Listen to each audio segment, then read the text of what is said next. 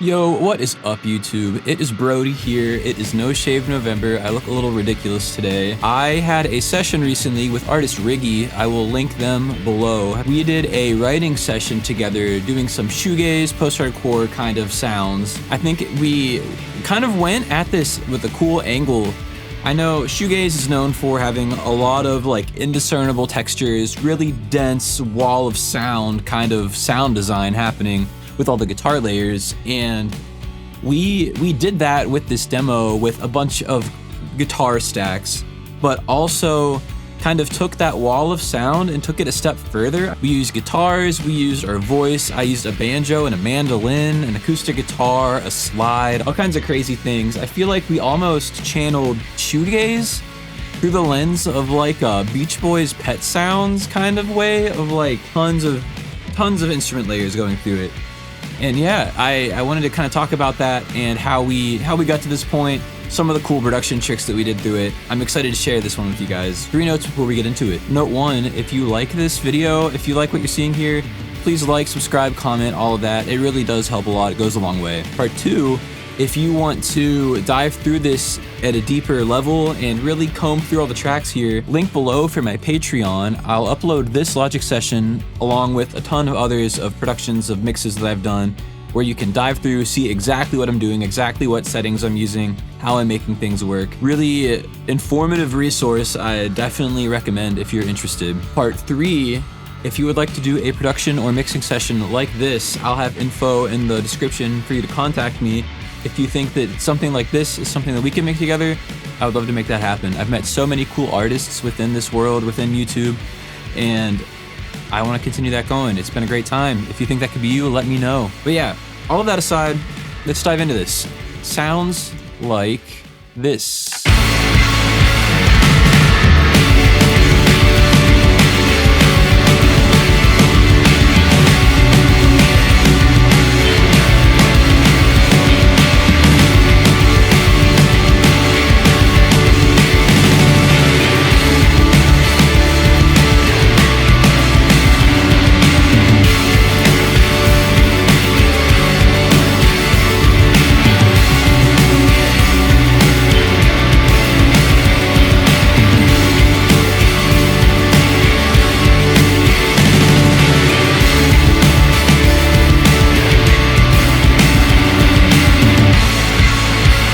Yeah, very fun, very melodic, very like shoegazy. I feel like in a way all the acoustic instruments that we added give it a post-rock kind of feeling to it as well. I could see this being like a Sigur Rós type song as well, which again, another one of my favorite bands. I feel like I wear that influence on my sleeve sometimes. Yeah, let's dive into it. I'll kind of go through and point out every bit that's happening here.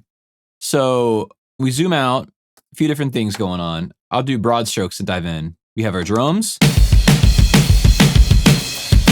some shakers, tambourines, our bass, all of the guitar layers. So 1, 2, 3, 4, 5 stacks of that. All double tracks, so 10 total. And then we hit the acoustic side of everything. I think a lot of the character of the song really is within this. It's fun too because it's so in the back, like first listen you hear it as just a rock band, but there's all of this happening as well that I think is making a big difference.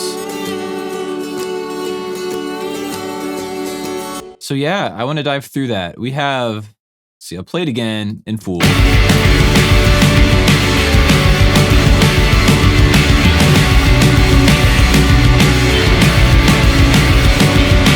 So broad picture, I will show all the individual layers, but because the point of this is the wall of sound, I want to talk about the main things happening here. So main thing, we have drums and bass, rhythm guitar, playing the chord progression.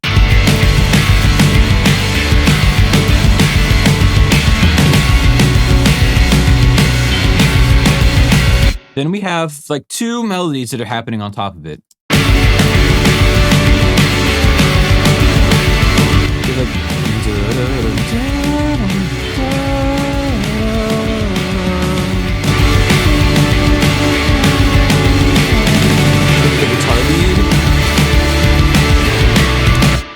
some other guitars with some more of the ambient textures and like acoustic instruments, we have a counter melody. It's like a kind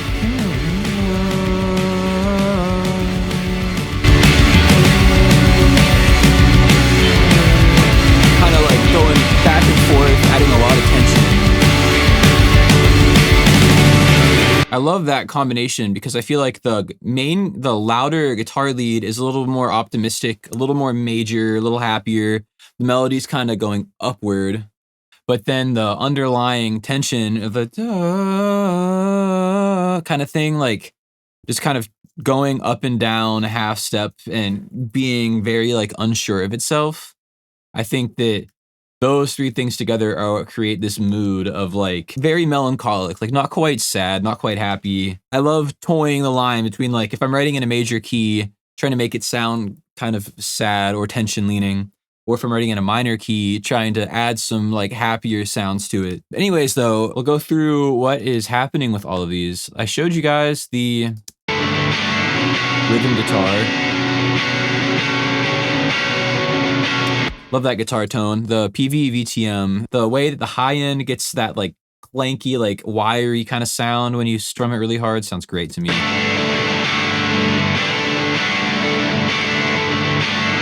It's very percussive. I feel like it's more percussive than a shoegaze tone normally would be, but there's enough happening here that this song kind of needed that to get the guitar to have some clarity. Got the same amp playing this lead. Does the lead happen in this section? Nope, that lead is just this guitar.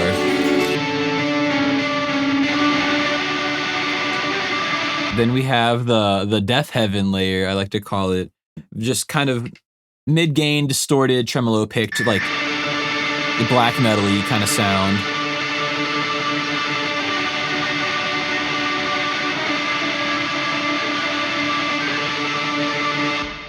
Then another ambient layer of the guitars is this. It's just a reverb tail. I use the Boss RV500 reverb pedal. It has a setting where it does like the EHX freeze type effect, where it will loop like a small section and have it just repeatedly go. I like to play a chord, play a few notes, and let that ring out and create some pads. So I had a clean tone going, and it's just creating this really nice world. If I add that in, that tremolo pick beat together, that's just such a nice bed of sound there. I love that.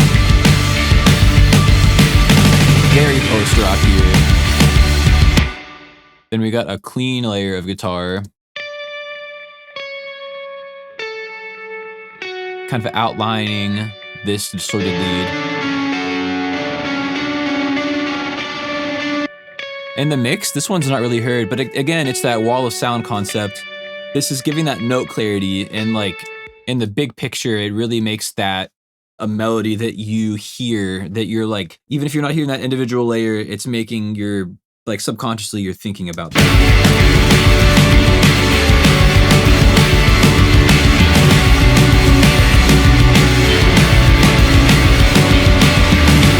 And then similar concepts with all of these layers. I'm gonna go ahead and mute the whole acoustic section so you can hear just all that it's adding. So with it, without it.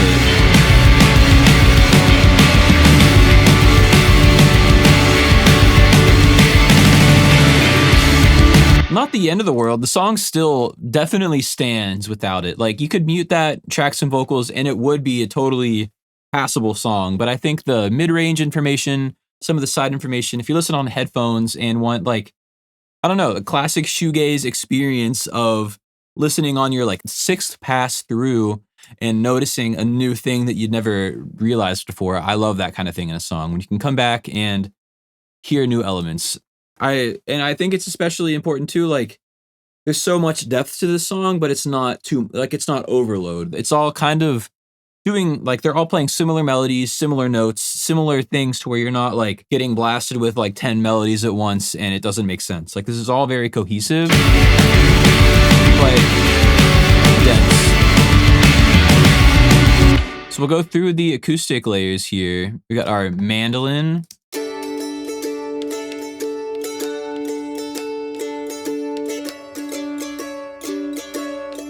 I love that. So all these acoustic instruments I'm stereo tracking with the, right here, the mic I'm talking into, the blue baby bottle. And then I'm also tracking it with this Octava pencil condenser microphone underneath my desk. I really enjoy that 2 mic setup that is not a matched pair. I feel like what I wind up doing is creating a matched pair by double tracking. Okay, so aside from the obvious volume difference, which I keep intentional, the EQ curve, the transients, the dynamics, everything about these mics are very different. The large diaphragm condenser has more body and it's more saturation, it's a little more dense. And then the pencil mic is a little more articulate, more clear, more transient. So it causes some natural stereo separation and it causes the sound to lean one way or the other. On acoustic guitar, for example, if I point the baby bottle towards the body of the guitar and the pencil towards the neck of the guitar, you get the warmth of the body of the sound, but then all the detail of the fret movement. And I think that it is a nice, interesting way to have a wide sound that's not just totally... I love a stereo pair if you have it, but I feel like this adds a little more intentional like differences and I hate to use this phrase, but wabi-sabi of it, of like little off kilter. But the way that I go about flipping that is, so I recorded all these instruments with those 2 mics. So the mandolin, I have the baby bottle panned hard left, the Octava panned hard right. So it's kind of skewed the direction of the baby bottle because of the body that has. So then when I record the acoustic guitar with the same mics, I am panning the baby bottle and the Octava the opposite direction. That way, then the 2 of those together will have will feel balanced. So now the acoustic guitar is a little bit leaning to the right side, like weight-wise. It's funny, if you look at the meter here, it's louder on the left technically, but frequency-wise, I kind of feel like the body is moving my head to the right. But then you play these together, and now it's even. Now we have that matched pair in a way.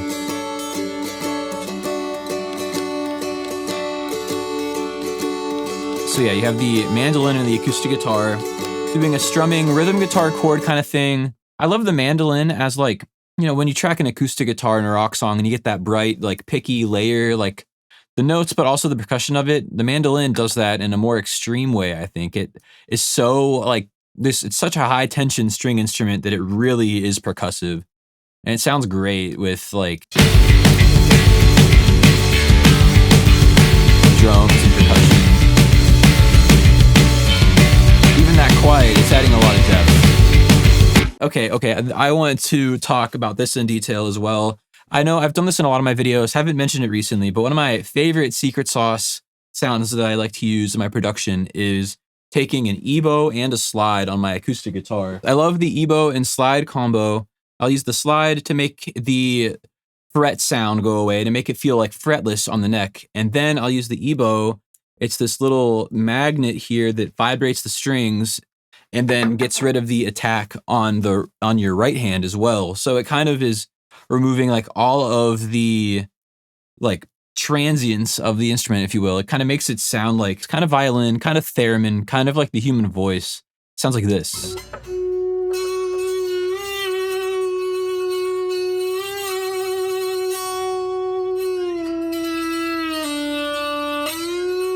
So yeah, you hear the slide, you hear some of the string noise. You hear like all this like weird zippy high frequency sounds underneath of it, like on the, like when I'm fretting the guitar, you're kind of hearing the overtones of like behind your hand as well. A lot of cool sounds happening within that. I have a second layer here that I believe is harmonizing it. Yeah, it's doing an octave. And it sounds kind of bizarre on its own, but then you throw it in the context here, it sounds so nice.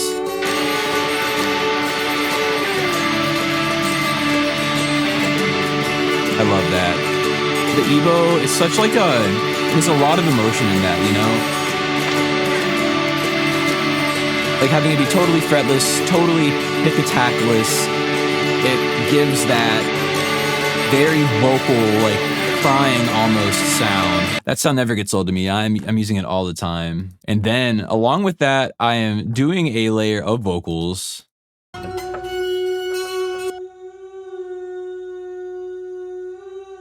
Playing the same thing. Kind of bolstering that. Yeah, don't make fun of me. It's just me singing like a falsetto thing and compressing a little bit to hit that same melody. Didn't do any auto-tune. I wasn't trying to be perfectly on pitch because I think that similar to the fretless nature of the slide on here, it adds some character. You hardly hear the voice, but tucked in the back, same as I talked about with the clean guitar behind the main guitar lead, it's just like adding some more note definition, some more life, some more like human quality to it. I think that even if the voice is very quiet in a mix or a very minor part of it, our ears are so trained to hear it, and you obviously relate with the sound of a voice so much that it still impacts the listener. So yeah, we have all of those, and then lastly, one of my favorite instruments, the Shruti box, playing just a little chord the whole time through. I have it off camera here. It is, maybe I'll put a picture of it right here to show you guys. But the Shruti box is an Indian organ instrument. It's kind of similar to like a harmonium, an accordion. It plays like a drone. It plays a drone. It's used a lot in like choir music and meditation. And you just open up the valves of whatever notes you want it to play, and you either crank it or play it with a foot pedal, and it will just sustain that. And hearing like the lungs of it open and close, you get this real like circular texture to it. A lot of really cool overtones.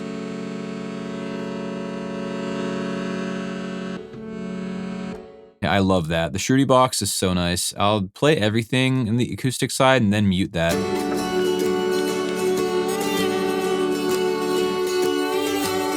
See, it really carries it so much, but I feel like you can tell me otherwise, but if you disagree, but I feel like you don't notice it until I pointed it out. It just is a very organic sound. When I want to use a synth pad, but I don't want the texture of a synthesizer, I use the Shruti box. And yeah, that is the organic side of this. There's some really cool effects that happen through here, through just like the combination of sounds. Like I said, kind of going Beach Boys mode on it. Like all of these, like the sum is greater than the parts. All of these combine to make something new, I think. So yeah, that is all of the big details here. I'll quickly go through. We also have our bass guitar. That is my amp, and then the DI going through an Ampeg amp sim. And then we have our drums, fun drum sound here. I'm using Superior Drummer as usual. And this is starting from their dry 70s preset, but then I layered a bunch of drums with it. We got like a muted kick and a roomier kick. 3 different snares. Just big stacks, a lot happening there. Usual drum bus of Radiator, Oxford Inflator, API 2500. Just adding a bunch of layers of nice glue and harmonics.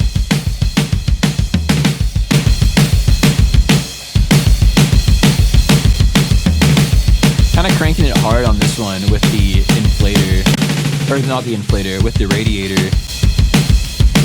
I wanted this to have kind of like a 70s like clipping a Neve console kind of drum sound. I could have gone the 80s, 90s like shoegazy, like big roomy reverby drum sound. But I kind of liked the juxtaposition here of like a drier kit to leave so much room for the instrumental and all the melodic elements to get really big and reverby and washed out.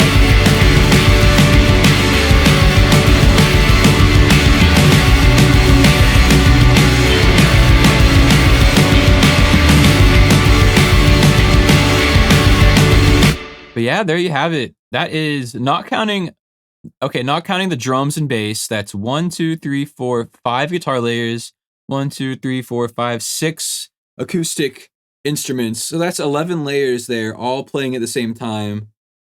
But when you listen to it, it doesn't sound that crazy. It's very cohesive. It's very intentionally dense, I think is the word for it. And yeah, I think that's the biggest takeaway. I don't know. Listen to some shoegaze, listen to some Beach Boys, listen to genres parallel to what you're trying to make. If you're interested in making a certain sound, if you're in a session writing a certain kind of music, maybe look at other areas, other genres of music and see like how are they applying the same concepts and like a different sound palette, and see what you can get from that. I think that's how this song turned out so cool, was applying the shoegaze technique to other schools of thought. Yeah, if I want to end this with a think piece, that is it. I definitely think there's a lot to uncover by searching for common ground with different genres there. But yeah, if you made it through this video to this point, thank you so much. It really does go a long way that you're watching these. It means the world. If you haven't yet, please like and subscribe.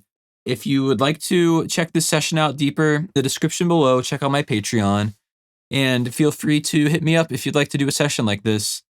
But all that being said, I'm just glad you guys are here. I really appreciate it. This channel's been a blast. It's been cool seeing everything growing. Yeah, thanks so much. Hope you all have a good rest of your day, and peace out.